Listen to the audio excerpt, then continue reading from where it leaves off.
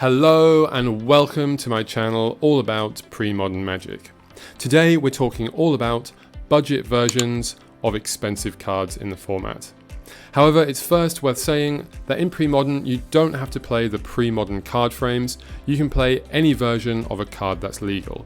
Meaning all of these cards are legal because City of Brass is legal. The only exception would be gold frame cards. These are technically not allowed.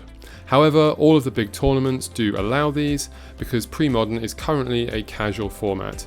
It's not officially run by Wizards, meaning all of the big tournaments, they do actively allow these, so you definitely will see a lot if you are planning to play Premodern. The only risk is if perhaps Wizards in the future takes over the format and makes official tournaments. So you can pick up many of these gold bordered cards for super cheap. Massacre and Curse Scroll are still under $1. And just in general, Premodern is quite a cheap format right now, so I'm trying to pick up all my playsets now while I still can. So lands are one of the most common things that I get asked about. Some of them have decent replacements and it's not a big deal, while others unfortunately do not. So for fetch lands and color fixing, many decks actually can just play fine without them. You can just add some more basics. Or if you really need that color fixing, you can play some of these lands, the Invasion tap lands, Lair lands, Odyssey filter lands, whatever just gives you the mana you need. It's really not that much of a huge deal if you just want to play the format. City of Traitors can be replaced with Crystal Vein. In some cases, Crystal Vein is actually slightly better, although obviously in many cases it's a bit slower, it's not as explosive as City of Traitors, but if you just want to play, I think it's a fine alternative.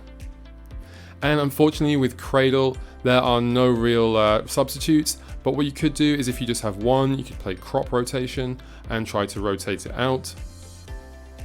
For something like Mox Diamond, you could play Lotus Petal.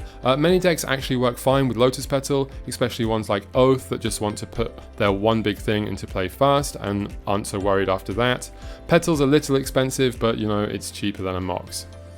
And for Recurring Nightmare, there's actually quite a few alternatives that you could use on a budget. And of course, none of these cards are as good as the original, but they all serve their purpose. In some cases, actually, things like Oversold Cemetery and Oath of Ghouls might be a little better because you don't need a creature in play to use them. For Survival, there's nothing that really quite does what Survival does, but if you're looking for some kind of tutoring effect, there's Worldly Tutor and Living Wish. Tutor is a kind of around $15–20, so it's not super cheap, but it's definitely cheaper than Survival.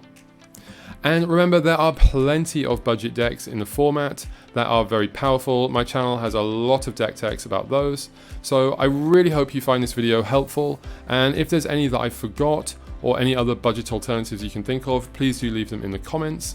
Otherwise, do like, comment, subscribe, and thank you for watching.